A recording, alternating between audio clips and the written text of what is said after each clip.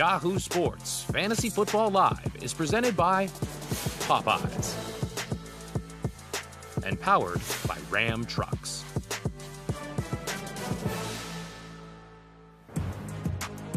The electricity you feel in the air tells you one thing. It's Thursday night, and this is Fantasy Football Live. We are going to, all the way up to the kickoff of the game, get your lineups ready. We're going to preview Thursday night. We're going to preview the whole weekend of action. We're going to make sure that your lineups are set now for the entire week of action. I'm Jason Fitz, hanging out with Andy Behrens and Matt Harmon. You know the crew. You know how to get involved. Hashtag AskFFL. The biggest question in the world, guys.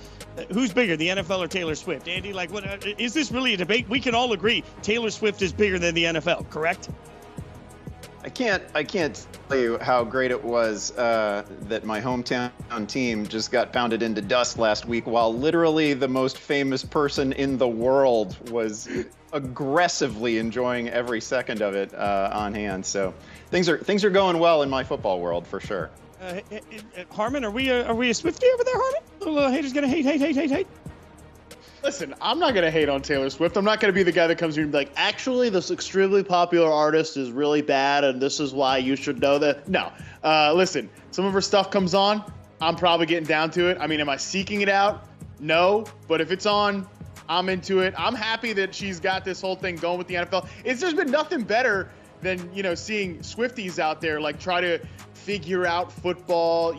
Is Travis Kelce good for Taylor? Is she bad for Taylor? Hey, I'm just really curious, is she going to be at every game? Andy, I mean, she's definitely got to be disappointed what she saw on Sunday with the Bears, but now she gets the Jets this week. I mean, if she still likes Travis Kelce in football after these next 2 weeks, I think it's time to call this thing, official here.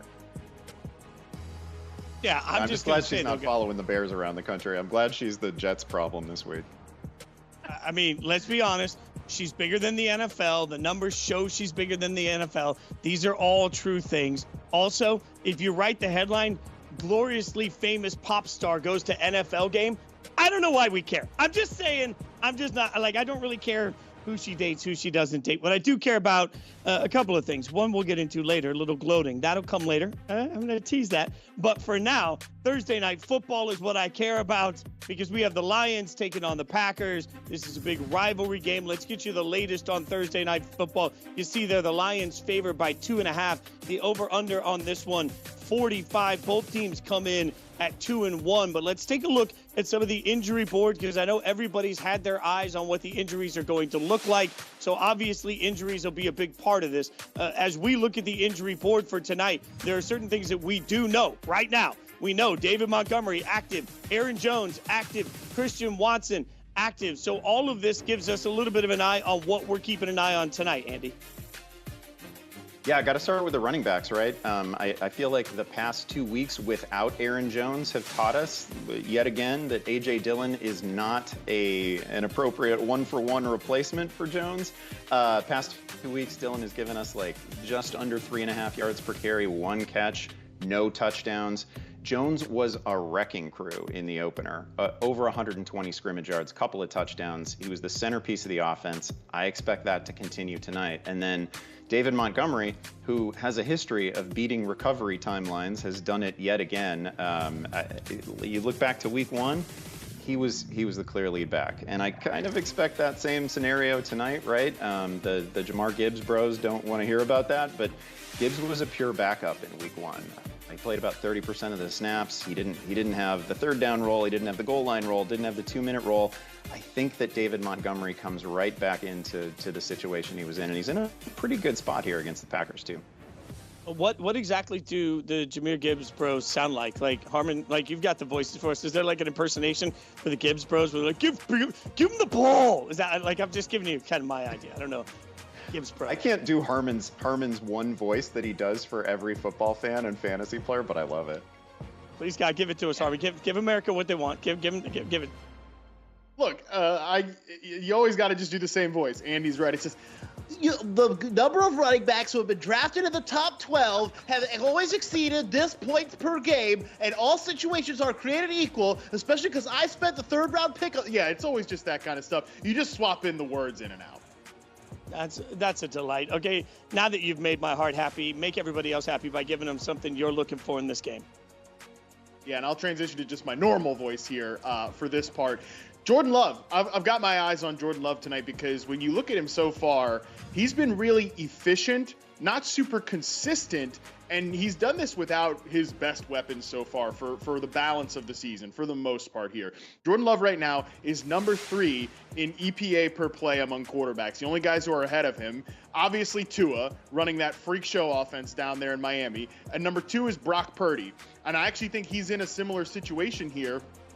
Jordan Love and Brock Purdy. These guys aren't complete yet. They're still growing. They're still very, very new in their starting careers, but they have 2 of the best play callers in the NFL. Matt LaFleur is absolutely dialing it up. Like, he is scheming this thing to perfection there in Green Bay, and that has benefited Jordan Love, who's actually pushing the ball farther downfield on average than any other quarterback, 10.6 average depth of target. Now he gets Christian Watson back, who last year proved he was a big-time deep threat and a big-time yak specialist. And again, as Andy mentioned, we're going to get Aaron Jones back here as well. So I think things are really looking up for Jordan Love in this matchup at home. He showed me a lot in that comeback effort. Again, he's not perfect. He's still developing, some technique, some footwork and stuff like that. But so far, I think so good for the Jordan Love era for the Packers. What I've just decided definitively is the next time I watch my beloved Raiders lose and drink too much Jaeger, I'm going to be a certified yak specialist afterwards. Just yak specialist has a good ring to it. That's a better way to describe what happens to me Sunday after Sunday Night Blitz. I want to get your thoughts on my thought in this game because I want your expertise. Realistically, what happens a lot of times is what we think of a player coming into a season clouds what we see from a player coming into a season. You just mentioned Jordan Love. He's playing efficient. It's not spectacular, but it's good enough. In fact, if you look at the numbers for both Goff and Love, they're both top 10 fantasy quarterbacks right now. And the numbers on this are pretty impressive when you look at points per game and you look at where they rank versus where we expected them. I'm trying to figure out coming into this season now, we sort of knew what these 2 quarterbacks were. I'm looking particularly at Goff, who's continuing to play well, and Love, who's developing, and wondering if maybe there aren't people that are looking at these quarterbacks on their bench and saying, hey, it's a pretty good option. Like, I took this as a safety net, and it feels like it's better than a safety net, Harmon. Yeah, I think Jordan Love has definitely been that guy. Obviously, certain matchups are going to be better, like when he goes against Andy's Bears. That's always a tasty proposition, of course. And Jared Goff, I feel like nobody can come out and just say, hey, I like watching Jared Goff. Like, he's a good quarterback. Everybody still has this, bias because the Rams kicked him to the curb so hard. But this guy isn't some untalented goofball. He was the number 1 overall pick in the draft. And, for the most part, they've got him in a really good system. Ben Johnson's a very good play caller, and they keep Goff on the tracks behind a very good offensive line. But every now and again, Goff makes one of those throws down the field, and you're like, right, this guy's kind of got a hose. So, yeah, it's like a small secret society of us who don't really like to admit it out loud that we enjoy watching Jared Goff play football. But, yeah, the numbers show it. He's been a very effective starting quarterback for the Lions so far. You are a quote machine today. Yeah, this guy's got a hose. I'm just going to leave that there. Barron's, I think there is a real point there, though. We get dug in. This sort of, I'll call it Alex Smith syndrome. We saw something from a quarterback. We decided that that's who they were. Goff is playing at a very high level with a lot of weapons around him. I think maybe he deserves a little more respect on his name in this process. Yeah, it did not serve Jared Goff well that in the early years of his career, we thought of him as a literal puppet for Sean McVay, right? Sean McVay was in his head, in his ear, diagnosing at the line of scrimmage on his behalf. Goff is obviously a better player than that, and the past couple of years have shown it. The Lions were a bit of a fantasy juggernaut last year. They were top 5 in the league in terms of offense, both in scoring and yardage. They were great, and that is by and large carried over into this season. I think he's playing really well. And then Jordan Love, tonight is really the first time that we get all of his weapons on the field with him. So we'll see what this looks like. But it's been pretty good so far. Now it has a chance to be spectacular. Yeah, this game is going to prove a lot to everybody. Just from a non-fantasy standpoint, we keep looking at Jordan Love asking, when's the dam going to break? Is he really this good? For the Lions, it feels like every week people are just champing at the bit to come in and start screaming, the Lions are still the Lions, right? There's just a lot on the line in this Thursday night football game. The unfortunate thing is Thursday night football is always ugly, so that means it's going to be ugly. That doesn't mean, though, there isn't money to be made. We have been helping people get that cash by doing this. Bring the props. All right, we're going to get you a prop bet each of us likes, a way to help you get paid. expected. Matt, you get to go first. What's a prop bet out there that you like for tonight? Oh man, I'm sure I was driving the producers crazy. Like, when is he gonna fill in his prop? When is he gonna fill in his prop? Because I was waiting for the news of Aaron Jones. Like, was he gonna play? So that I could go ahead and smash the under whenever it was posted on AJ Dillon rushing yards. I've got it under 36.5 here. The Lions have been very good on the ground sneakily so far. They rank 8th in rushing success rate allowed, 20th in dropback success rate allowed. Again, they're sort of turning into one of these funnel defenses, and we saw them last week. They shut down the vaunted Falcons run game. Bijan Robinson and Tyler Algier took their 17 carries for a mere 45 yards. So yeah, I don't think AJ Dillon, who hasn't looked great so far this year, gets over 36.5 rushing yards in this one.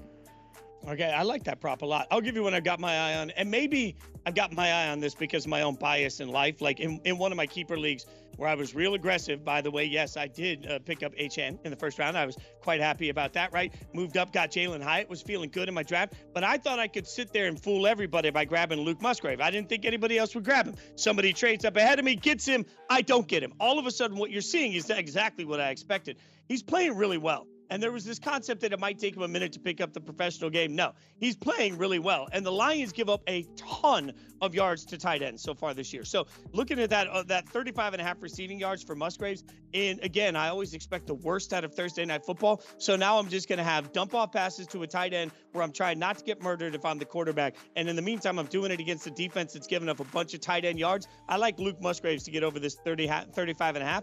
Frankly, I like that to happen pretty easily. So I'm cocky about this one. I love Luke Musgraves. That takes us to you, Andy. Don't like that mustache. Yeah, well, this is really going to shock you guys, but I'm going to take a Sam Laporta over. I know, crazy. I'm going to go over 4.5 receptions for Laporta. And this, honestly, to me, this feels like one of those. It feels like one of those promotions in which the sports book, just wants to get you in the door. So they're like, hey, if LeBron scores a point, you win. Come on, Laporta's going over 4.5 receptions is ridiculous. He has never once in his long and storied NFL career not hit this total. Those are the analytics, folks. He's coming off 8 catches for 84 yards and a touchdown. He was the actual tight end 1 last week in week 3. He rarely comes off the field for the Lions too, is the great thing. It's one of the great things about sort of the tight end factory at Iowa is that they just come into the league ready-made, ready to go in all situations. Like, they were running behind him on the goal line in the opener, so that's why he's playing 85% of the snaps or so. Again, not coming off the field. The next time I tell you to draft one of these do-it-all Iowa tight ends, I feel like you should listen to me. I'm curious, like, is there a Sam Laporta street team, like a fan club? Are we the president of the fan club? Do we have a T-shirt for him? I feel like, Andy, you've there's a list, this website that you've got out there that's just like, what are Laportans? Like, what are we calling these? Laporta lovers? I don't know. Like, I'm just, look. We'll keep working. I'm gonna get some merch going. That's a great idea. I'm gonna partner with Sam. We're gonna make this happen. Oh, don't partner. Nothing Andy loves better than a shirt. That's for sure. Nothing Andy loves better than a shirt no one asked for. You threw it out there. I'll make it happen. Don't worry. All right. There's nothing I love more than Ram. So it's time to look at our fantasy game changers for this week, powered by Ram Trucks. All right, you guys know what the deal is here. We give you words that are just synonymous with Ram Trucks and their overall kickassery, and then you give me a player that you associate with that word. Matt, I'm going to give you the first word. The first word is fast. Ooh, yeah. When I think fast, like you're flying down the road in your Ram. Who's been flying down the field very fast for the Houston Texans? It's rookie receiver Tank Dell. This guy has been on fire the last 2 weeks. Team high 33% share of the air yards, 17 targets. He's averaging over 18 yards per catch again the last 2 weeks. He's just been awesome. Having Noah Brown leave the lineup, unfortunately, due to injuries, it's opened the door for Tank Dell, and he really hasn't looked back. You guys know I love Nico Collins as their X receiver. Like, Tank Dell's given him a lot playing all 3 positions, but he does primarily line up outside just like Nico. And look, the Steelers defense is very good. That pass rush with TJ Watt is awesome. Highsmith is very good too. That could be a bit of a mismatch with the banged up offensive line down there in Houston, but outside receivers have still been able to get over on the Steelers defense. Brandon Ayuk got him for 129 yards and 2 scores in week 1. Amari Cooper got 90 yards on 7 catches. Devontae Adams, with your beloved Raiders. Fitz obviously had a monster game on Sunday Night Football, and even Jacoby Myers, one of my dudes, 85 yards on 7 catches as well. So I think Nico Collins and Tank Dell are set up to shine against the Steelers defense. One Tank Dell nugget everybody should hear. And if you don't listen to Inside Coverage with me and Jory Epstein and Charles Robinson, you should. But one nugget that he put out there that I thought was interesting is that Tank Dell was drafted in part because when they talked to C.J. Stroud said, you need to go get that guy. It's just a reminder of, like, the organization did all the things the right way. Andy, your word, this is perfect for you. Premium. Yeah, I'm going Alvin Kamara for premium. I could have gone luxury here. I could have gone versatile here. A lot of good adjectives apply to Kamara. I'm not sensing enough enthusiasm from the fantasy community about his return. It's not like he's coming back from injury. This is a guy coming back from a short suspension. He also averaged 92.5 scrimmage yards per game last season. He caught 57 passes. No, he's not used exactly as he was in the Drew Brees era. We're probably not getting an 80 catch pace out of him. But this is still a great player. Also, it's not as if he got Wally pipped by Kendre Miller or Tony Jones Jr. while he was out. He's coming back to full usage. That was pretty clear, I thought, during the summers that they intend to use Alvin Kamara as their full workload, almost every situation sort of running back. He gets a Tampa Bay run defense this week that isn't the greatest matchup, but they've not quite been a stone wall this season. They're giving up 4.2 yards per carry. So pretty good spot for Kamara. Tons of work ahead of him. Again, I think he's a premium fantasy option. All right, Matt, let's go with another word here. Trustworthy. Trustworthy. Yeah, ironic. The Lions are playing today, and I'm somehow saying that DeAndre Swift is trustworthy, and I really believe it. What a world here in week 4 of the NFL season. And really, look, I think DeAndre Swift has been extremely good. I think he has looked good in isolation the last couple of weeks, but more importantly, this is the most effective, this is the most juicy, this is the best rushing ecosystem in the NFL right now. The Eagles rank number 1 in the league in rushing success rate. DeAndre Swift has been just running hard into cavernous openings created by the Eagles offensive line. I don't know. I think Fitz might even be able to gain 3 yards a carry. Just 3, maybe 2.5 yards a carry behind Jason Kelce and the boys there in Philadelphia. I really trust DeAndre Swift's workload right now. He's been awesome on their zone rushing scheme. Guys, DeAndre Swift is trustworthy. I think I believe it, as weird as it is to say. I'd give myself 2.5, 3 yards once. I'd need help getting off the field afterwards, but I think we should make this happen. Like an episode of Always Sunny, the 3 of us just go to the Eagles and we try out and see how it goes. Speaking of things that are trustworthy, and it wouldn't go well. One thing I know that always goes well, Ram trucks. No matter what you're looking for in a light-duty truck, the 2023 Ram 1500 got you covered. Score yours at Ram.com. Okay, you guys know that you can be part of this conversation. You know how to have fun with us. It's all you got to do is hashtag AskFFL. We're going to do make your pick. We're going to get in some thoughts for some users and figure out if you guys can help with some of these user-submitted social media requests. We'll start with Carrie. She's the first one up, says, need 2 full PPR. James Cook, Derrick Henry, Kyren Williams, DeAndre Swift, Ask FFL. I'll throw to Harmon here since you were just talking about DeAndre. How do you feel about this one? Oh, no. This is a really hard question. Why do you have to throw it to me? Now I actually have to believe what I just said. Very unfair. I do believe, though, that DeAndre Swift is the best option here. It's PPR. We haven't even seen him fully unleashed yet in the past game. I don't necessarily think that's going to happen in this Eagles offense. If you're Jalen Hurts, you're not getting the DeAndre Swift portion, the check down part of the playbook. You're either throwing to the outside receivers or you're taking off running. But still, I think he is a really good option here against Washington. You can't bench him at this point as long as he has this lead back role in this rushing ecosystem. I'm very torn here between Derrick Henry and James Cook, but God forgive me, I'm going to go with James Cook here. I'm very concerned at this point that Tennessee's offensive line is going to be dead weight for the entire season. And Derrick Henry's on the injury report this week, which just gives me a little bit of a tiebreaker to James Cook here. This, again, if he was getting goal line looks, he'd be the 3rd best back in fantasy right now. He's not, but I still think that gives you a pretty solid floor. Now, I'm still worried about Derrick Henry's split right now, too. It just feels like they're using Spears more than any of us thought. All right, let's get to the next question from Kristen. Kristen says, I need 2 full PPR. Bijan Robinson, Achane, Moss, Pacheco. Thanks, guys. Hashtag AskFFL. Barons, what do you got on this one? Okay, well, first of all, I feel like Bijan Robinson has sort of graduated out of these questions. I think you really need one because I think Bijan is a pretty clear RB1 for your team. It's tough. It's tough to sit Achane off of a 233 scrimmage yard, 4 touchdown game that is probably going to be the highest scoring fantasy week that anyone has all season. But we do have Waddle coming back. We have a somewhat more difficult matchup. Not that it matters for a Death Star offense like that. Boy, I'm uncomfortable about this, but I think I'm going to go Zach Moss. Zach Moss has a full workload. He has weird advanced analytics behind him right now. He's like the missed tackle leader in all of football. He's playing extremely well. Nobody pushed him on that current roster, at least until we resolve the Jonathan Taylor fiasco. So he's getting a full workload. He's at home. Again, he's playing really well. All right, we're going to keep them coming. You guys keep them coming. Hashtag AskFFL. You know the drill. In the meantime, you also know that every single week, Sal Vetri offers up unique fantasy advice here on this show. Let's take a look at Sal's 7 key findings for week 4.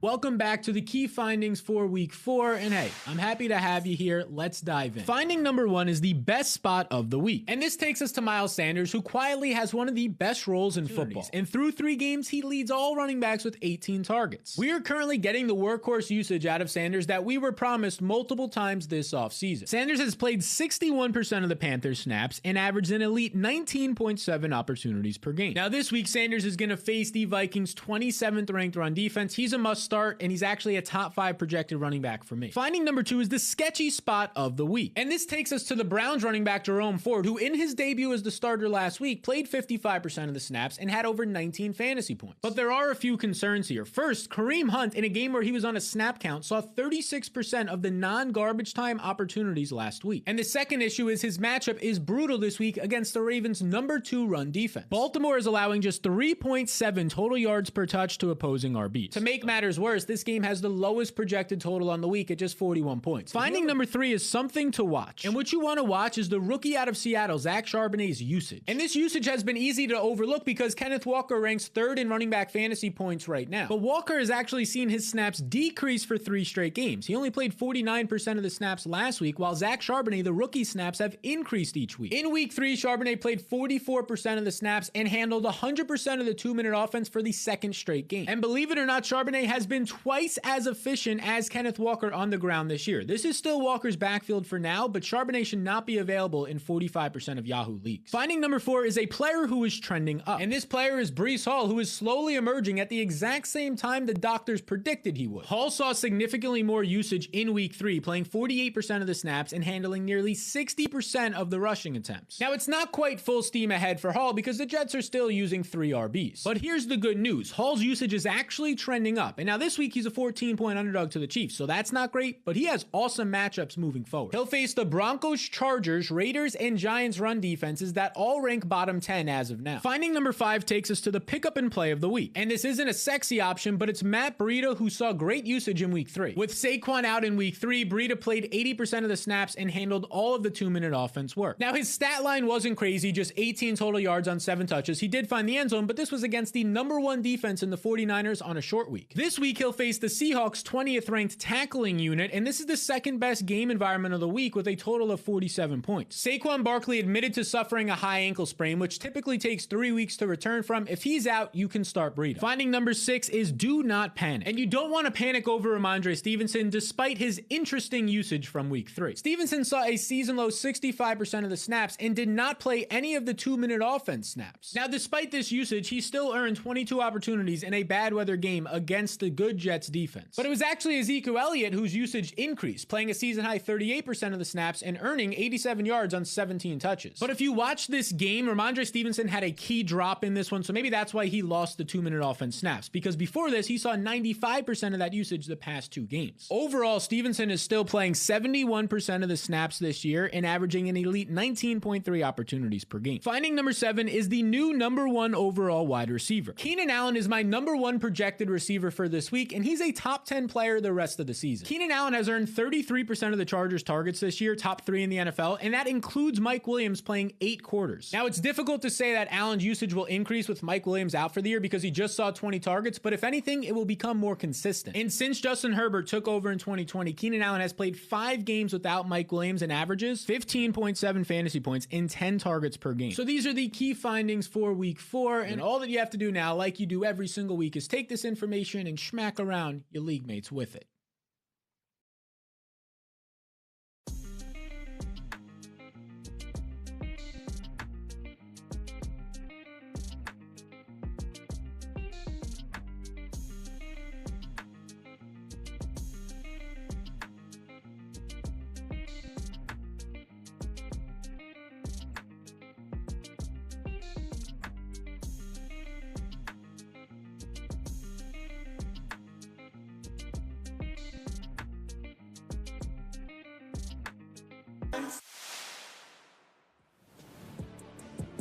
Welcome back to Fantasy Football Live. Now, you guys can get in on this conversation. It's awesome in the Yahoo Fantasy app. These are some of the biggest running back conversations that are going on out there. We got some Mostert talk. We got Henry. It seems like he always gets a slow start, only come back to be a rushing leader. His wrath and anger must build from Hank Jr. That one's pretty scary. Also, some thoughts on Kendre Miller. Like, we talked about Henry a minute ago, guys, but Andy, I mean, there is some element of, as angry as he gets, if he's running behind just an awful line, I don't know what we really expect.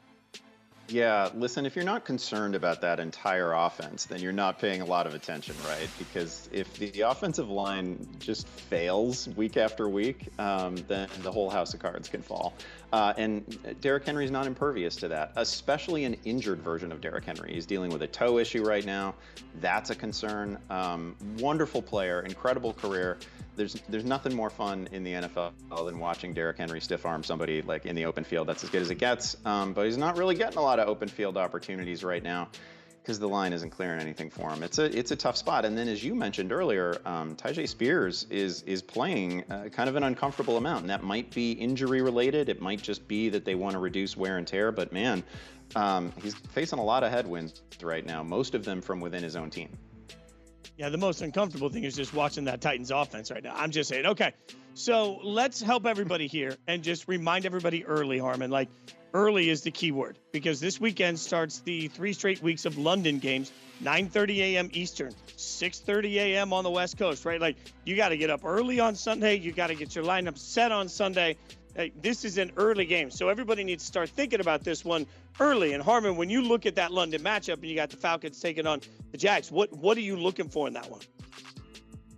Man, I just want the Falcons to be normal, like for once, please, right? Is that too much to ask for? They're just the weirdest team in the entire NFL, and part of me thinks that Arthur Smith enjoys being weird. Like, you can't tell me that he doesn't enjoy this whole, like, yeah, that's not fantasy football or whatever. But at the same time, Arthur, like, we need these guys to be scoring a little more points. This offense needs to be more consistent. Sneakily, the thing I'm watching in this game is the Falcons' offensive line. Yeah, take your eye off the ball and watch the offensive line here. Come on, like, let's pay attention, fantasy players. The Falcons right now rank 4th in sack rate allowed and are PFF's 23rd ranked pass blocking efficiency unit. And that's a surprise for a team that spent a lot of resources to retain their own guys in the offensive line room. They drafted an offensive lineman this year. Like, this was supposed to be a strength of the team, but so far that has compounded the issues with Desmond Ridder so far. But on the good side here, if you watch Doug Peterson's post-game press conference from last week, he was kind of like at a loss for words when they asked him, why aren't you rushing the passer better when you've added all these resources via the NFL draft and free agency to rush the passer? So maybe we get a stoppable force, movable object effect here, and we see a normal version of the Falcons offense. Is that too much to ask? I don't know. Yeah, probably. But I will say, like, I hear all of this. Well, he doesn't care about fantasy football. I think we have to remember, like, the correlation causation thing. Like, there is this element of the reason that some of these players are highly ranked in fantasy is because they're perceived to be great football players. So maybe don't make it about fantasy. Just make it about getting great football players the ball. All right, Andy, what are you looking for in this one? Yeah, well, I'm looking forward to people actually watching some Trevor Lawrence, because I got to say, he's one of the most asked about players in the game right now. I see it in my feed all the time. Harmon and I on the podcast were talking about it because everybody asked about Trevor Lawrence and the Jaguars offense. I got to tell you, I think he's just a screaming buy in fantasy right now, especially if you're struggling at quarterback. To my eye, he is making wow throws absolutely every week. He's made, actually, according to PFF, the second most big-time throws so far this season.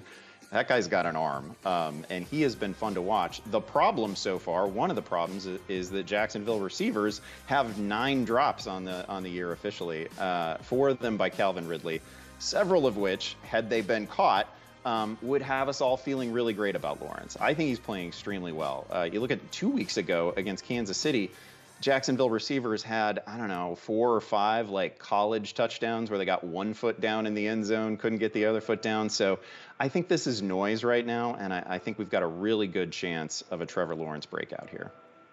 So I'm going to give you something I'm looking for that ties into that, and it's, can we trust the very weapons you were just talking about? Because, I'll go back to my buddy Brent Martineau down in Jacksonville. He's covered the team for years. I talked to him and I said, okay, what have you seen from the Jags this year? And he said everything last year had a moment where it looked easy and it had rhythm. Nothing this year has rhythm. So, to your point that Trevor Lawrence is making these incredible throws, well, he's having to make these incredible throws because everything's just a little off for Jacksonville. I don't know why. Like, there were high expectations for the Jags, and so far, there's nothing that they're doing as dominant as we expected. I had huge expectations for Calvin Ridley. I have huge expectations for the weapons in general that they have there for Jacksonville, and it's not clicking. So I don't know if that's time on task. I don't know if that's a quarterback relationship with the receivers. I don't know if it's not comfortable with the offensive line, but something's off. And I keep looking at it to your point and saying, when it comes together, it should be a beautiful, wonderful thing. But it just doesn't look natural so far to me. Maybe that, you have a smirk, and tell me if I'm wrong, Andy. It just doesn't look natural to me. Isn't that terrible that my natural face is just a smirk? You're not the only person who said it. I've heard it before. No, I get it, but this is like, it's part of what I'm getting at, right? They're just like a half second off on so many things. And I will say, in fairness, Calvin Ridley looks like a guy who's missed most of the last 2 years, right? Like, he was spectacular in the first half against Indianapolis, and we were all like, oh, he's back. He's the old Calvin Ridley. And then these last couple of weeks, it has just not been the same. I mean, he dropped a beautifully thrown long touchdown just last week that would have been a total highlight play that you would have seen anywhere. But his hands aren't functioning necessarily as expected right now. I would, and Matt has talked about this extensively, like, for the most part, drops are really pretty random. And obviously Calvin Ridley gets himself open, and he's going to continue to be fed targets. So we just need this to start to click pretty soon. And fear not, one of my best friends told me years ago I have resting disinterested face, and he's not wrong. I just always look disinterested in everything. I can't help it. All right, I'm interested in Popeyes. Let's now take a look at our sweet and spicy picks presented by Popeyes. Just like Popeyes' new sweet and spicy wings are the perfect combination of flavors, we're looking at the top dual threat players in this weekend's slate of games. Let's stick with Andy. We're making you do all the work right now. What are you looking at for this one? Yeah, I'm looking at Miles Sanders. You just heard Sal talk about him a few minutes ago. Miles Sanders, and this is kind of wild, he actually leads all running backs in targets as of this moment. He's only caught 12 of them because he's Miles Sanders, but still, it's pretty noteworthy. And it's not just a function of like one big game either. He's seen at least 5 pass attempts come his way every week so far this season. This week, Carolina gets Minnesota, and that defense ranks 27th in total yards allowed. They rank 26th in scoring. They allow 120 rushing yards per week, a little bit over that. So it is a blow-up spot for Sanders. And again, his usage is such that, even if the run isn't necessarily in play, he's going to see the football. Hasn't been incredibly efficient on the ground to this point, but he's also had some pretty rough matchups. So I think he's a sneaky good start. And again, doesn't matter what direction that game goes, he's going to see the football a lot. I'll give you a quick one here that makes me look like a complete hypocrite, but hear me out. I'm going with ETN, right? Like, if we're talking about dual threats, I just mentioned the offense for Jacksonville has looked completely out of sorts. Everything's been a little bit off. The less they can rely on their wide receiver weapons, the more they will continue, in my mind, to rely on the running back that they can rely on. He gets all the targets. He gets the rushes. He's going to have opportunities. And if the wide receivers can't play more consistent as a whole group, they will simply lean on the one weapon they can rely on, which is ETN. So even in an offense that's been out of rhythm, I like the dual threat opportunity that Travis Etienne will bring against the Falcons. Matt, what do you got on this one? Yeah, I'll bring up Michael Pittman here because I feel like he's another one of these guys that was drafted a little bit later, was really drafted, I think, below where his floor was always going to be this season. So you still get a lot of like questions about, should I play Michael Pittman? I think you play this guy every single week. He's top 5 in the NFL in targets right now, and I think he's a dual threat player because he's been used on sort of these short routes so far, like quick hitting stuff, and that is something that he's really good at doing. I've been talking about this for years. Like, he's a big receiver, but he gets open on like slant routes and curl routes and dig routes and crossing routes. He's really very, very good as a separator against man coverage and zone coverage on those short underneath in breaking routes. Like, he can do that stuff. But you also saw last week against the Ravens a little reminder that this dude, when you want to throw to him in tight coverage for like a big contested situation, he can do that stuff too. Like, that was what he was making his money on with Carson Wentz a few years ago. And I think Anthony Richardson is going to be a much, much better player in the long term than Carson Wentz. We get Anthony Richardson back this week. I think we're finally going to see these guys hook up on some more downfield throws in a game like against the Rams that I think could get relatively high scoring here, 46 projected point total. I like Michael Pittman a lot as a dual threat in this matchup. Thanks, fellas. Don't forget, got to grab a Popeye sweet and spicy wing combo with an ice cold Coca-Cola for tonight's game and every other game too. Just head over to Popeyes.com or the Popeyes app to place an order for pickup or delightful delivery. All right, so we're going to take another deep dive with a special guest from around the fantasy community. This week, we got Matt and Lawrence Jackson from NBC Sports are looking at some optimal flex plays. Take it away, guys. All right, Lawrence, shout out. Appreciate you joining us here. And look, man, what a name to get it started off with. The year is 2023, and you're on the show to hype up one Adam Thielen. Tell me why. Yeah, it's crazy, right? It's but we got to do it, man. We dealing with injuries here, right? We just lost Mike Williams to the season, so if you're looking for a receiver to throw in there, man, a nice little flex play will be Adam Thielen going up against this Vikings defense, who, you know, we saw how they fared against the Chargers last weekend.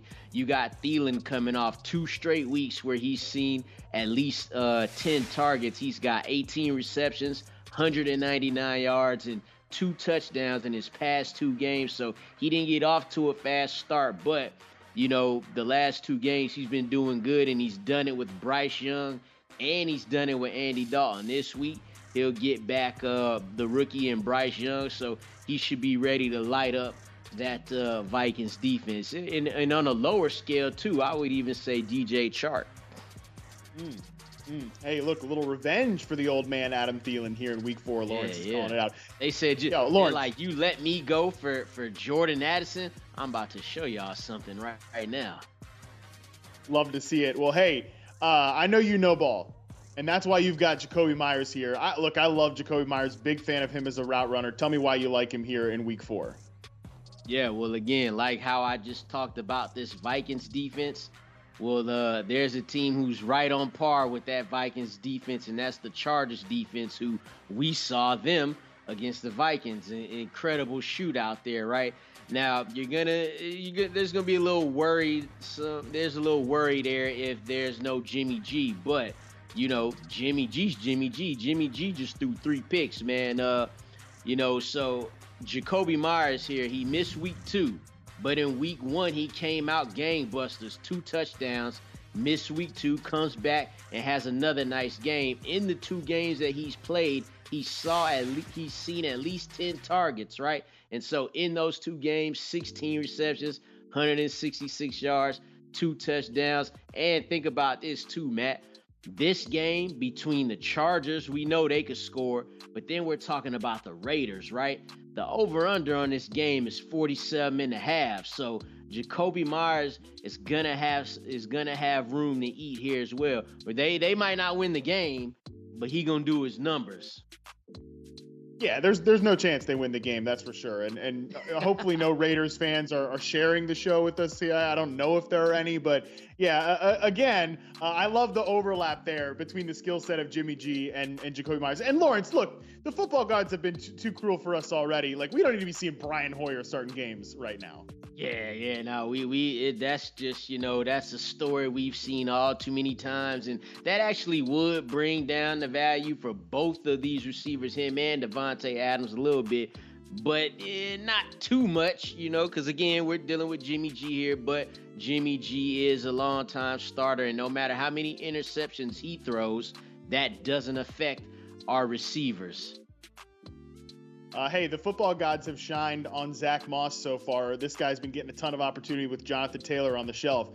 You like him again this week?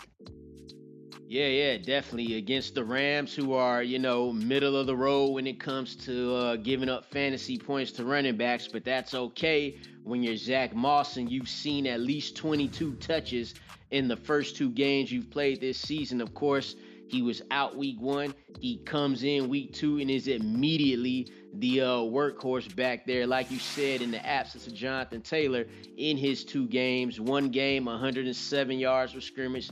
The next game, 145 yards for scrimmage against a good hurt team, but a good Ravens team. He was still able to do his numbers. And the biggest thing about this, I heard y'all talking about Michael Pittman and Anthony Richardson. Anthony Richardson coming back is going to open up things for Zach Moss. That's why we're dying to see Anthony Richardson and Jonathan Taylor together, because they'll both complement each other. But having Anthony Richardson there will make the defense have to play 11-on-11 football, whereas that's not really the case when you have Gardner Minshew. So if he was able to produce with a Gardner Minshew against the Ravens, then I like him in this spot against the Rams, especially with the volume he gonna get. Yeah, hopefully all these Zach Moss truthers did not share all their stock or sell all their stock, man, because he has been incredible so far this year. Staying in that same game, you've got another guy on the other side that you like too. Yeah, definitely. Let's go with Tutu Atwell. Now, a couple of weeks ago, I'd probably be talking about Puka Nacua here, but he's more like a wide receiver 2 now, even after the down game in week 3. But talk about Tutu here. This dude, we're going into week 4. This guy's wide receiver 14 when we're talking PPR, 16.8 fantasy points per game.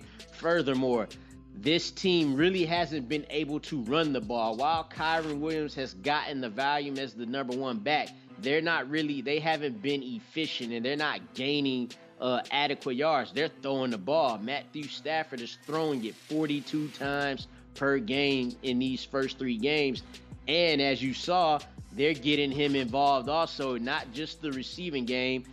They ran a little reverse with him where some people feel like he scored, some, the refs say that he didn't, but they're finding ways to manufacture him some touches. So he's definitely the number 2 option in this passing attack right now. Puka Nacua first, Tutu Atwell second, and then Tyler Higbee will be your third option. So I like him in this spot as well. And he still ended up scoring against the Bengals. So he would have had 2 touchdowns, right? So I like him in a flex spot this week. Yeah, hey, Tutu Atwell playing a critical role for that Rams offense rather quietly. Not so quietly, very, very importantly critical role, Lawrence Jackson in the fantasy football community. Hey, appreciate your time, Lawrence. Thanks for joining us. Stick around a little bit. We're going to be doing some play calling here and answering the people's questions. Let's do it. Yes, sir. Yeah. I mean, you say that. Like, I guess question number 1 comes from @Jason Fitz, who asks Matt Harmon, who hurt you? Like, yeah, throwing this shade at my beloved Raiders. I'm just sitting here listening to a great interview and then realizing that we got beef. We got beef all day. Okay, let's get to the actual question. We'll get to the real questions. Harmon and I will work this out in group therapy later on. The question number 1 comes from Brian. Says Evan Ingram or Sam Laporta in PPR. Let's ask Laporta's biggest fan, Andy. What do you think? This is one of those situations where I almost feel like I should recuse myself. I've got Laporta as my number 4 tight end this week, and I feel like that's maybe a little bit too conservative. Again, he's coming off a week in which he was the overall tight end 1. He hasn't finished as anything other than a top 10 fantasy tight end in any week so far, so totally bankable. Ingram obviously in a situation where he's probably not the number 1 there, he's probably not the number 2 there. Laporta is a pretty clear number 2 for Detroit. I think he has a really solid night here. All right, let's go to Lawrence on the next one. Dave asks this question: Justin Fields or CJ Stroud? Thanks. Lawrence, what do you think?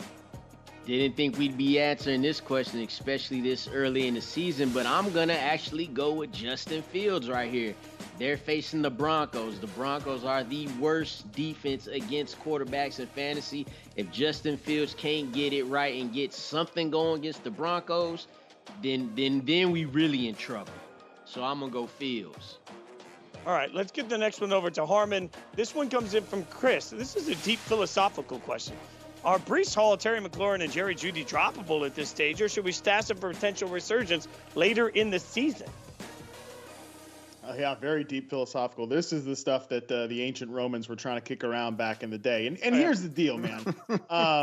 No, look, if they're big name proven players, and I think two of these three guys are really good proven players. I won't name who the third one is, but if you've been listening to the podcast, you definitely know who I'm talking. Andy knows who I'm talking about. Yo, you don't be going and dropping these guys, because my main question back to you people is, who are you dropping them for? Are you just dropping them for like the latest flavor of the week? You know, the 1 week person who's probably a fluke, probably not going to have sustainable value. No, you don't want to be doing that, okay? Especially for a guy like Breece Hall. I realize it's a miserable situation right now. You know, Zach Wilson, the whole thing. Joe Namath is calling out Zach Wilson. Joe Namath never says anything bad about the Jets. But again, I think over the course of the season, we could see Breece Hall's value rise. I think Terry McLaurin is way too good to drop, and Jerry Jeudy is a player for the Denver Broncos. So again, I think you can go ahead and hold all of these guys and try to get some consistent value at some point. Don't just go dropping them for anybody. Earlier in the show, I oversimplified pop star goes to football game.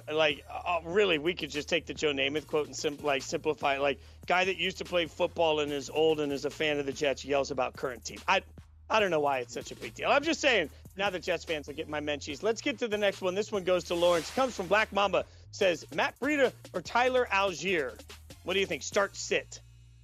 Yeah, and obviously this question is being asked with the assumption that Saquon Barkley won't play. I'm going to actually go with Matt Breida versus the Seahawks. He'll be the lead guy. He didn't get a lot of opportunities against the 49ers. They was ball dominant in that game.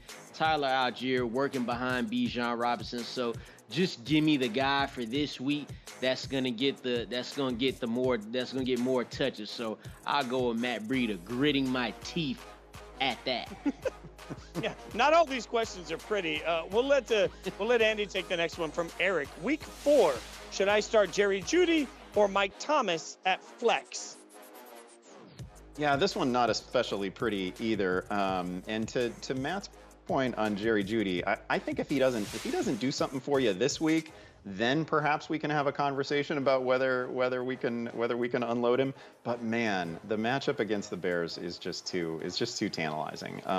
The Bears came into the season known to be a bad defense, and they have since lost a couple of defensive backs, right? So like, this is I don't need to tell anybody that there's a pretty ugly situation in Chicago right now. We're seeing receptions against the Bears where like there's nobody else in the camera frame.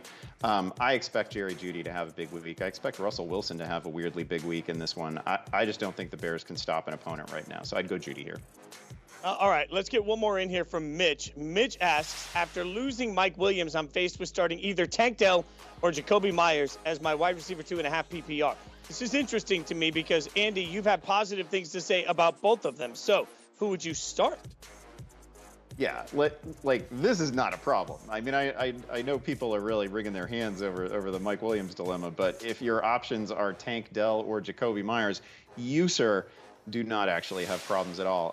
I like them both this week. I would love to squeeze Tank Dell into a lineup, but I would play Jacoby Myers. I think Jacoby Myers has more than passed the eye test so far. He's making, like, some of the catches that Jacoby is making that don't even count, that are like out of bounds, are just wow plays. So I think he's been great. I'm definitely going with Jacoby. He's going to go off when the Raiders, my beloved Raiders, beat the Chargers. Oh, it's going to feel good when I come on next week. All right, thanks, Lawrence. We appreciate you hanging out with us. Be sure to follow him at Lord Don't Lose. Lawrence, we appreciate you. One of this week's top ads in Miami's running back, De'Von Achane. And I apologize. For years reading his highlights, I always said Achane. Turns out it's Achane. He explodes for 49.3 fantasy points. We're going to look at his viability for this week against the Bills a little later in the show. But in this week's Eckler's Edge, Austin explained what he's seeing from the Dolphins rookie. Check it out. he has great contact balance. Like he'd be getting bounced around. Like, yeah, I'm a light guy, so I know how it is out there. People see a light guy, they try to put a shoulder in you. They don't wrap you up, and they just try to kind of nudge you down to the ground. And if you can sustain that, you're going to bounce off a lot of tackles. That's what I saw him doing with all of the DBs out there, where it would not one person would take him down. It would take multiple people that had to get to the ball.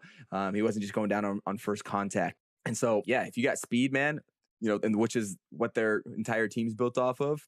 Guess what? In the run game, you're probably going to be running off tackle, throwing it. There's going to be some up the middle stuff too. You got to keep a defense honest, but there's going to be a lot of misdirection. There's going to be a lot of how can we get our guys up to full speed, because that's where we feel like we have the advantage. So it makes sense, for him to have success in that type of offense.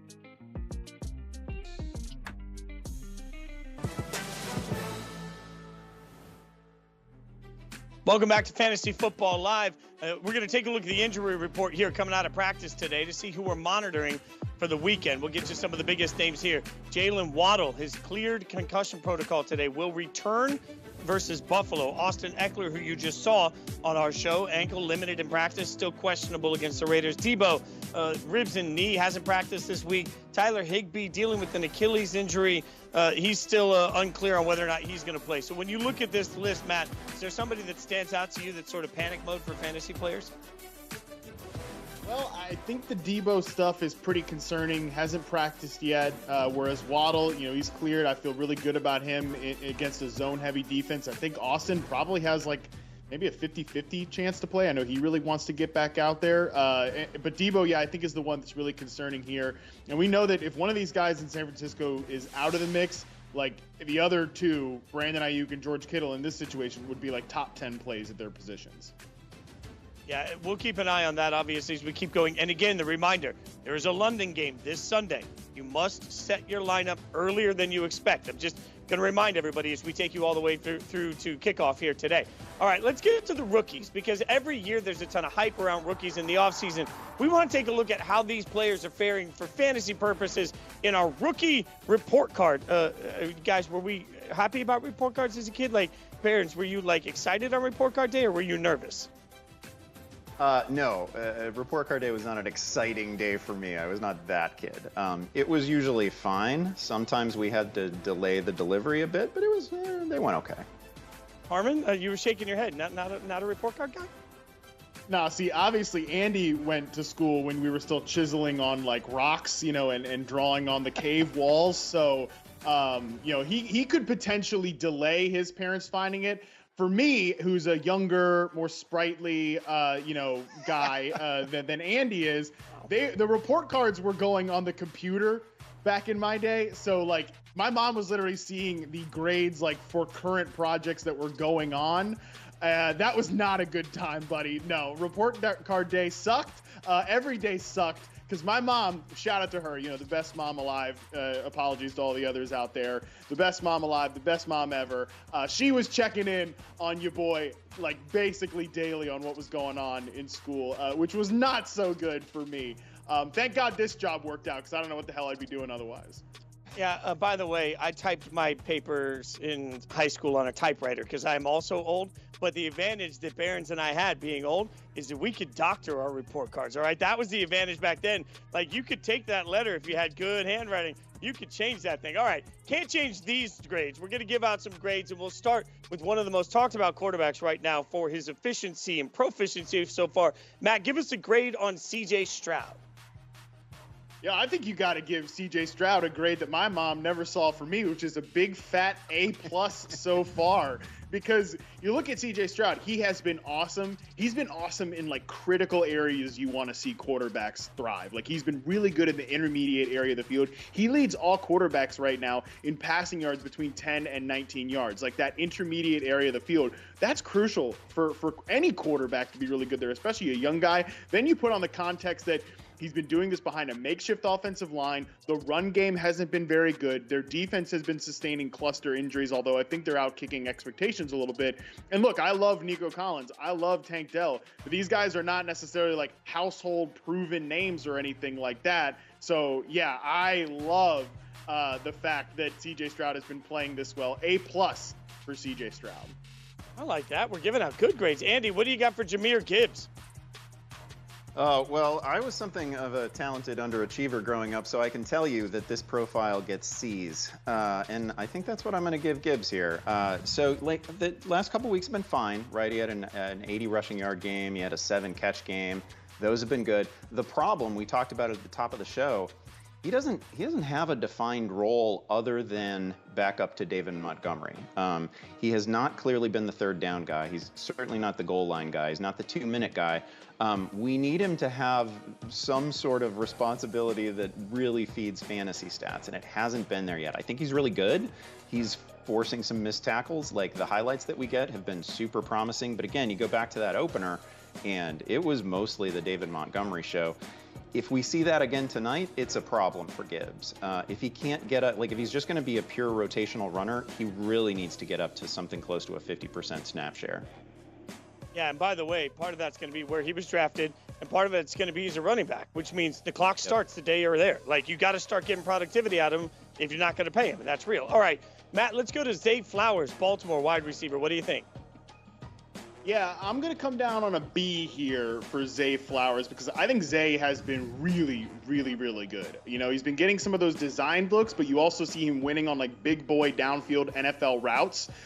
So he's checking a lot of boxes here. He's been getting open at will. He's explosive after the catch. Like, he is very much up there on the he moves different rankings is Zay Flowers. I do remain the right to do what Andy says here and like scribble this out and change it to an A very soon if we get some more health around Zay Flowers in the Baltimore Ravens offense, because I'm a little concerned that they're so banged up right now. Although we should note that I should not be doing any letter changing. I could never have pulled that off because one person on this show actually had to take remedial handwriting courses in the 6th grade because he was so bad at handwriting. And I'm sorry, Mrs. Cunningham of Grand Park Middle School, shout out, but it did not work. So I can't change the letter grade, but I'm hoping that Flowers and the Ravens change his letter grade here in a couple weeks. Oh, I love that. That's amazing. Let's go to Jordan Addison for you, Andy. What do you got for a grade for Addison? Yeah, I'm gonna give him an A- here. I think everything is just moving in the right direction for Addison. The snaps, the snap share, the targets, like literally everything is moving in the direction that we'd like to see it. He has a pair of touchdown receptions on the season. He's just carving up favorable coverage situations that are created in this offense because he's got Justin Jefferson on the field, and Justin Jefferson tilts the field in a way that few players do. The ADOT for Addison is 12.9, so he's getting downfield chances in an offense that right now is averaging 360 passing yards per game. So again, as the playing time goes up, I feel even better about him, and he can move this A- to an A. All right, let's go to another wide receiver. A lot of them in this year's draft. Matt, what do you think on Jackson Smith and Jigba? Oh, gosh, guys, I have to give out a bad grade here, and I'm giving JSN a D so far. And look, it's been about as bad of a start as you possibly could have imagined for JSN. He's barely played, right? When he has played, it's only been these little like short dump off passes, fewer than 3 average depth of target on average right now for JSN. And look, some of this was to be expected. Because he's got 2 great receivers in front of him. Like, beating out DK Metcalf and beating out Tyler Lockett is a really, really tough job for a rookie wide receiver. So look, I think JSN is going to be a very good NFL player. I'm still very high on JSN, but purely from a fantasy grade perspective, you got to give him a D so far because he's barely playing. You certainly can't play him in fantasy, and I know people out there are thinking about dropping him, which I'm not endorsing, but I think we got to give him a D. All right, let's get one more in, and I think I know where this is going to go. And, if Sam, he's our man. If he can't do it, nobody can. Sam Laporta, Andy, you get to give the grade on this one. Let's all sit in shock and awe. Yeah, listen, what else can we say about one of the best to ever do it? The Laporta era in the NFL is off to an incredible start. You actually got to think that Taylor Swift is kind of questioning her tight end choices at this point. Sam Laporta has been a top 10 fantasy tight end every week he's been in the league. He was the overall tight end one last week. They are confident, totally confident running behind him. We got to give this guy an A+. All right, I love that A+. You know what else I love? Oh, this segment that we're coming to now. It's called Primetime Picks. And you guys know the drill at this point. Primetime Picks, we go through the games. All right, I'm going to explain it before. Okay, we got the rankings there. I'm just going to explain to everybody that we go through Snake Draft. You can only pick the Thursday night game, the Sunday night, the Monday night. You got to pick one from each of them. Now, I bet you guys think I'm just going to sit here and talk my talk. I'm going to sit here and talk all sorts of smack. I'm not going to say anything. I'm just going to say this.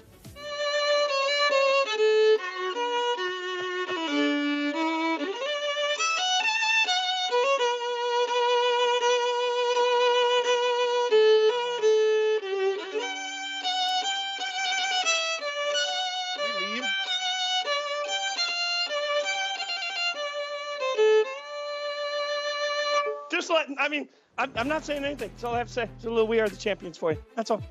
Look at the standings. Look at the standings. It's an important note here. We might be tied in the minds of many, but there's actually only one leader because the tiebreaker is total points. I'm sitting in first place. Worst to first. All right, go ahead. Now we got to pick. They're telling me we got to move on. All right, let's get to this week's picks. And because I was first, I picked last. Matt goes up first. Matt, what do you got for us in this one? I'm so upset. I'm so upset that we just had to go on that trip to the Shire just because Fitz, won last week. How unfortunate. All right, so my first pick here. And look, I realize my mistake from last week. It was that I let the worst game on the slate, which of course included the Raiders, should have thought of that. The worst game of the slate, I let that game go on too far. So I think the most uninspiring game on the slate here from a pure fantasy perspective is actually Chiefs versus the moribund, hopeless Jets. So I'm going to take a player from that game first because I'm just going to take the best player from that game, which is what I should have done with Devontae Adams last week. I'm going to go ahead and take Travis Kelce as the first overall pick here. Yeah, Travis Kelce, don't know if you've heard, he's very, very hot right now. I think he's going to be very, very hot in fantasy this week. All right, that means Andy's up next. What you got, Andy? Oh, I love thinking about Fitz as a resident of the Shire, kicking up his little bit feet at the end of the show every night. I'm going to go Monday Nighter. I'm going to go Kenneth Walker. He has 4 touchdowns in his last 2 games. That's pretty good, right? Unexpected receiving involvement this year, 20-plus touches last week. The Giants are giving up almost 140 rushing yards per game, so give me Walker. Okay, I like that pick a lot, actually. So I'm going to go to, I've got 2 straight picks here, so it doesn't really matter which order they go in. But I think the Lions-Packers have the most options left for me at the end, and you guys are going to pick a bunch of times. So I'll go with DK Metcalf first, just to get one of the wide receivers I think can put up a bunch of points.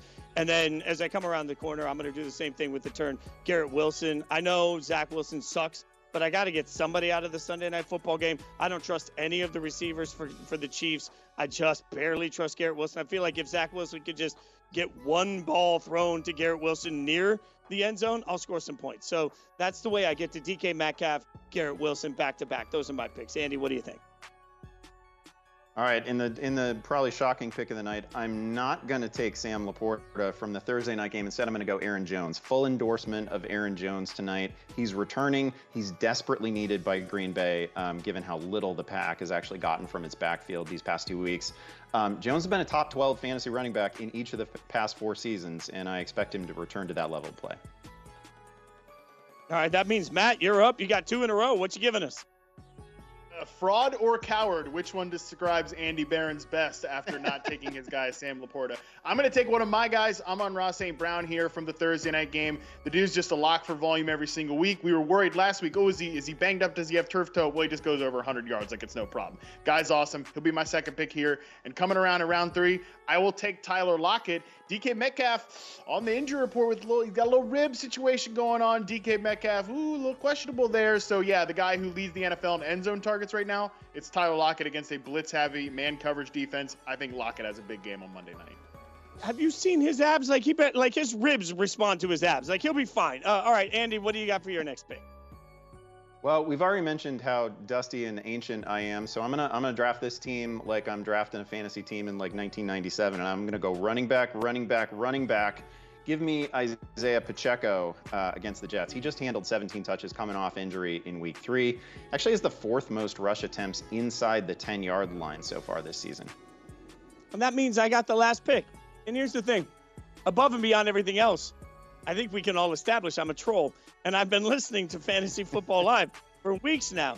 I got one pick left on the board, and that pick has to come from Thursday Night Football, which means I have to pick Sam Laporta, right? Like I have to pick Laporta here just so that I can do the double middle finger to Andy tonight when he puts up like 472 yards in this game, and I can be like, "Told you, saw it coming the whole way." I don't know though. I think like so far this is a hot take. Whoever picks first usually has a really good looking draft at the end. I feel like America's going to back Matt on this one. Matt's done it the right way. Andy's got a lot of running backs. I don't know. All right, you guys can chime in. Tell us how you think, how you feel. We'll be talking all the trash. It is important to note the standings currently tied. Each of us has a win, so it's anybody's ball game. Look at what a difference it makes. All right, let's get to the fantasy face-off here. We're going to go through a little bit of fantasy face-off. We like to do this like an either-or sort of thing, give you a big player everybody's got their eye on. Andy, everybody's had their eye on De'Von Achane, right? We all know that. I was lucky enough to have him in 2 of my leagues this week. So he's currently RB21 in consensus rankings. So I'm going to give you the either-or, Achane or James Conner. Yeah, listen, Achane, one of the most difficult players to rank, right? Because he's just another name, just another guy with blistering speed tied to that offense, and they get everybody back this week, obviously coming off the monster game. James Conner has been the foundation of Arizona's offense, and they are coming off a great day in a difficult matchup against Dallas. He's had at least 70 total yards in every game. He is a little bit banged up right now, which understandable coming off of last week, but the workload has just been there week in, week out. I'm going to go Conner here. All right, let's go with De'Von versus Jerome Ford, who had a great game in place of Nick Chubb. Yeah, great game. Found the end zone a couple times, right? Like, we really like Jerome Ford all season. It's funny, these 2 guys over the past 2 weeks have been the 2, like, just push all your chips in terms of fab bidding on the waiver wire, right? I'd probably go Achane here because it's not like he has some terrible matchup. Yeah, listen, with players tied to Miami, we're probably not even going to look at matchups all season because that offense can put 40 on anybody. But Buffalo has allowed, almost 6 yards per carry on the ground this year. That's not going to take a lot of touches for Achane to make some noise here. So slight lean to him. I just expect a really low score in that Cleveland-Baltimore game. Yeah, I don't disagree with you, actually. So let's get one more in here. Achane versus Alexander Mattison. Now, again, the Vikings may not be good, but some of their players are playing well. Yeah, really tough with Madison though, because like he had a nice yardage total last week, but it was a sneaky bad game overall. Like if you were watching this thing, you didn't come away feeling any better about Alexander Mattison. He's got ball security issues, and now he's got Cam Akers issues. They're talking about Cam getting on the field this week, so I don't trust Madison at all, regardless of matchup. I think I'm going to go Achane here as well. Yeah, look, it's interesting because I think we can just be real here. Achane is really tricky to figure out. I loved him coming into the draft because of his speed and because everything he did in college. But how they end up sharing there's only so many plays in a game, right? Like, there's only so many touches for this Miami offense. So I don't know if it's going to end up being feast or famine week to week, right? Like, Achane seems like it makes a ton of sense. He makes a ton of sense. But in some ways, it also seems like he doesn't. Yeah, listen, you heard Austin talk about it earlier, right? Like he's really small. I mean, not, like there are other small backs in the league, but there's not a lot of guys out there who are like 5'8.5" and 185. Players like that don't generally see 22 touches like Achane did last week. So I don't know that that's a role that he can actually fall into and maintain over the course of the season. But just the possibility that it might happen with Miami is enough for us to be interested. Yeah, and if Miami somehow does this to Buffalo, I mean, it's just going to take the hype train to the next level. If that somehow happens, it will continue, obviously. I think everybody right now is trying to pick him up. Everybody right now is trying to store him. If you've got a keeper league, you're hoping you've got him somewhere where you can hold on to him for a while. But, like, this is one of those things where I could see Achane being a huge number 1 week and nothing for the next month. He's going to be one of those guys that every week you're afraid to look at your bench scoring to realize what you didn't put in. All right, let's bring the whole group back together. Let's get Matt back in here because we have got to get to some hurry-up offense. Now, you guys know what we're going to do here. We're going to put the 25 seconds on the clock. How we feel? By the way, Harmon, have we decided what the little bird is on your shirt? Is that a parrot? Is it a peacock? What is it, peacock? What? It's obviously a cockatoo, pal. Come on, like get your birds straight. Okay, you know what? I'm not a birdologist, so I think that's the official term. An ornithologist. Okay, a birder, like a birder. He's wearing a little sunglasses. I'm just saying. I was just. Someone's getting a D. Someone's getting a D in this class. Yeah, that's definitely me. But when you write it, it'll look good. Okay, they've already put the clock up. All right, question number 1. Michael asks, should I start Jahmyr Gibbs tonight or Ramondre Stevenson? Matt, what do you think? Oh, God, I don't know, man. Probably Stevenson. Both these, you love that confidence, right? Both these backs are in split backfields, but I'm with Andy that I think Jahmyr Gibbs is going to take a little bit of a backseat to David Montgomery. I don't think that's happening with Zeke forever for Stevenson.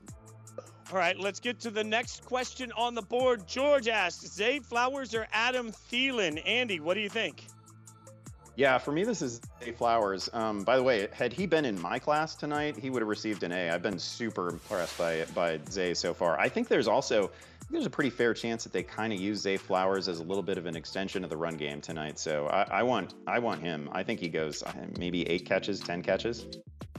Harmon, you want to chime in on that? The little disrespect to the grade? We feeling okay? Andy's just a tough grader. That's all I'm saying. He's got high standards.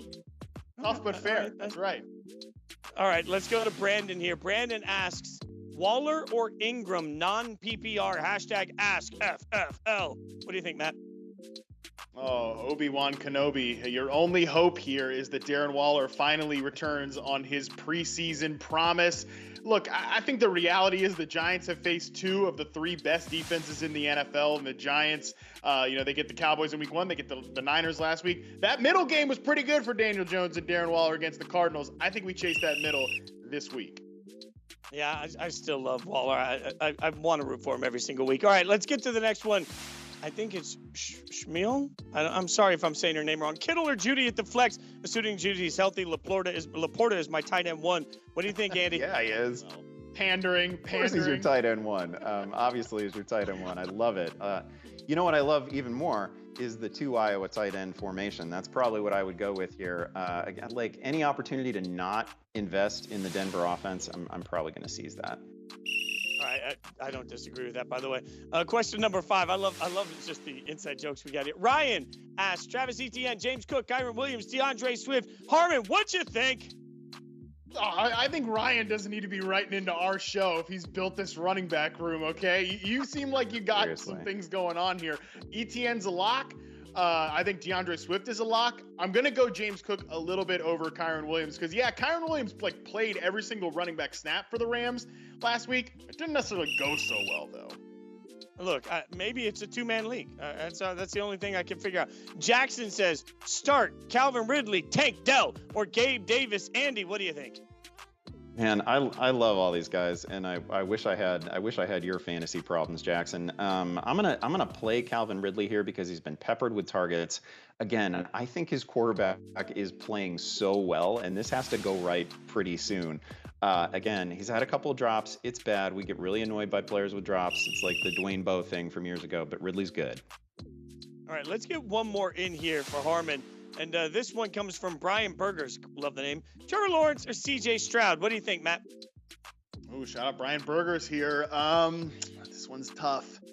the end of the day, I do like those Texans receivers, the good matchup there on the outside, but I think CJ Stroud can get sacked a lot and maybe potentially commit a turnover here against a really good Steelers pass rush behind it. Like I said, makeshift offensive line. So I'll go with Trevor Lawrence. I agree with Andy. He is playing really well in isolation right now.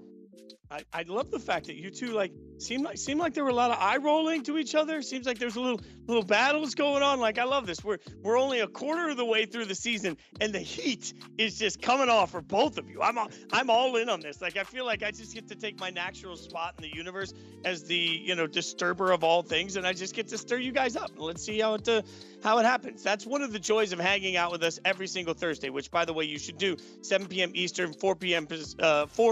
Pacific time. That's where you can keep up with the latest analysis and projections in the app, and check out our podcast at Yahoo Fantasy throughout the week. Of course, we're doing great shows in Yahoo Sports in the app and the Yahoo Fantasy app. Go check them out. I strongly recommend the work that we're doing, obviously, because it's great. And check back in Sunday morning for your latest on player injuries, and even better, our own Scott Pianowski will be answering your last-minute lineup questions on social media. You can keep hitting us up with hashtag AskFFL. It's the easiest way to do it. Good luck to all your teams in week 3. It takes a whole village of people behind the scenes to make this show happen every week. We thank them for the work they put in. For Andy Behrens, for Matt Harmon, I'm Jason Fitz. Thanks for hanging out with us on Fantasy Football Live. Come back next week.